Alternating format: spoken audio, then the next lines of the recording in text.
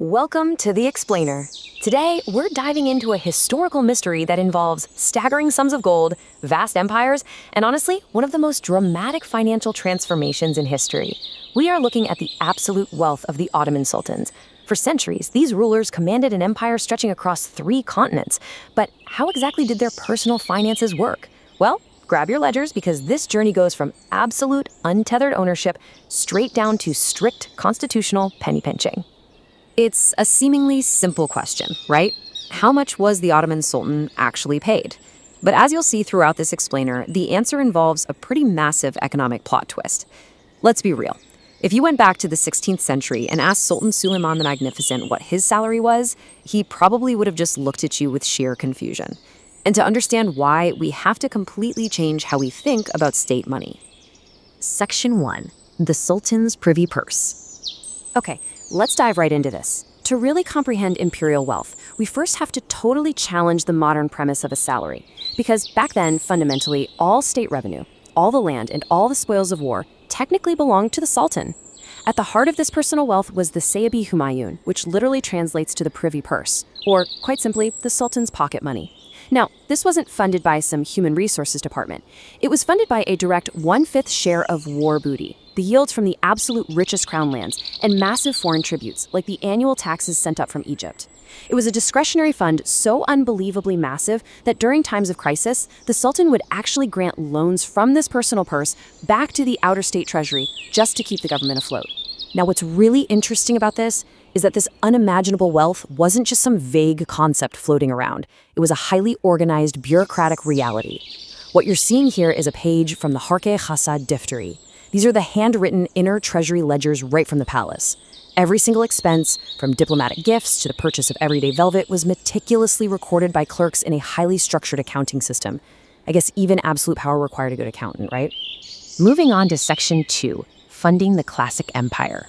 So, just how much money was flowing into these ledgers during the classical period, long before the whole concept of a formal salary ever existed? Well, the 15th century historian Chaka Kandailis left us with some incredible data on this. Just take a look at these estimates from the classical era.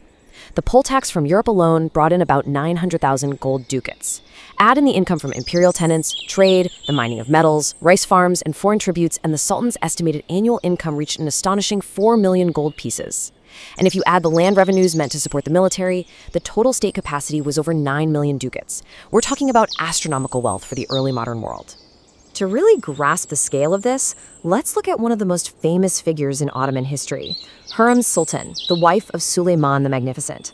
Historical records show she received a massive daily stipend of 2,000 akçe. Now, for some context, most normal people lived on just a handful of akçes a day. Her yearly income was about 730,000 akçe. That sounds like an absolute fortune, doesn't it? But look at the bottom number. The total revenue of the empire in the 1520s was an estimated 537 million akçe. Hürrem's legendary wealth was basically a rounding error.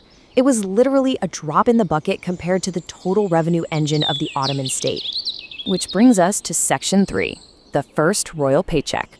Let's see how this builds, because eventually empires change and economies modernize. By the 19th century, the old ways of running the state were totally failing. The empire needed a modern bureaucracy, and that meant the Sultan's financial relationship with the state had to fundamentally change. The era of the first royal paycheck was about to begin. Pre-1839, we have that absolute ownership we just talked about. But with the Tanzimat reforms, the state centralized. They essentially took over the Sultan's private crown lands, and in return, in March 1840, they put the Sultan on a literal payroll, called the Tahsisat Seniye. The starting salary? 12,500 purses of silver a month. But as the state modernized, expenses just exploded. By 1854, the state was taking on heavy foreign debt just to survive. Yet in 1855, the Sultan's monthly salary was aggressively hiked up to 20,000 purses a month. Let's look at Section 4, a staggering monthly salary. So what did this new modern salary actually look like in the context of the wider empire? Well, prepare yourselves because the math we're about to look at is truly staggering. When the Sultan was first put on a salary in 1840, receiving 150,000 purses annually, it wasn't just some symbolic gesture. This chart reveals the shocking math of that decision. That single salary consumed 12.5%, literally 1/8 of the entire Ottoman state's budget revenues. Just imagine a modern nation today where 12.5% of all taxes collected went directly into the personal pocket of the head of state. And honestly, it gets wilder. Remember that pay raise in 1855 when the salary was raised to 20,000 purses a month? That equaled exactly 10 million kurush. 10 million kurush. Every single month flowing directly from the state treasury just to finance the administrative and personal opulence of the royal household. But this is where the historical reality check kicks in. This 10 million kurush monthly extraction was happening at the exact same time the empire was desperately fighting the Crimean War. To stay afloat, the Ottoman state had to borrow heavily from European markets, starting with a 5 million British pound foreign loan in 1854 at a steep 6% interest rate. They were literally funding imperial opulence with high-interest foreign debt. It was an incredibly precarious financial tightrope. So the crucial point here is outlined in Section 5, the Ottoman wealth gap. And this brilliantly illustrates the contrast. To truly comprehend the scale of these numbers, we can't just look at millions in a vacuum. We need to look at what normal people in the Ottoman system were making during this exact same period. Look at this comparison. You have the Sultan pulling in 10 million kurush a month. Now look at the manager of the imperial arsenal, an elite, highly technical job, making just 3,000 kurush. A standard scribe working in the palace bureaucracy, just 150 to 300 kurush. And down at the bottom, the state's early welfare system provided a disabled veteran in the provinces with a pension of exactly 150 kurush a month. The disparity is almost difficult to wrap your head around.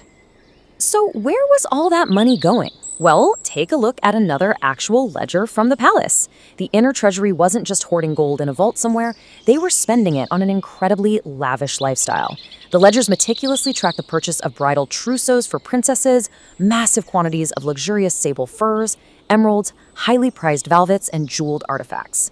Maintaining the image of an all-powerful dynasty was an incredibly expensive, never-ending endeavor. Which brings us to our final chapter, Section 6. The end of absolute wealth. Because as we head into the 20th century, the financial music finally stops. The Ottoman Empire transitions into a constitutional era, and the reality of modern budgets completely catches up with the imperial family. The ultimate reality check arrived with the 1909 budget law. Sultan Abdulhamid II had been deposed, and the new constitutional government was entirely ruthless with the treasury. Step 1, they placed the entire deposed royal household on a highly restrictive, state-administered payroll.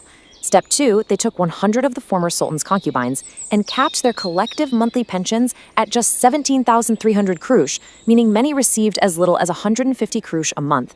That's the exact same amount as that disabled veteran we saw earlier. And Step 3, they enforced a strict marriage penalty. If one of these palace women married a state employee, her already meager pension was automatically reduced to ensure the state wasn't paying out a single kurush more than the absolute minimum. It's honestly one of the most stunning financial journeys in history, going from a classical era where the Sultan literally owned the empire's entire revenue to a 19th century transition of a massive 10 million kurush salary, all the way down to a deposed household living on strictly audited constitutional pensions. It leaves us with a pretty fascinating thought. When we look at the billionaires and leaders of today, does modern wealth ever truly mirror this historic scale of absolute, untethered power? Thank you so much for joining me for this explainer, and keep questioning the history of the world around you.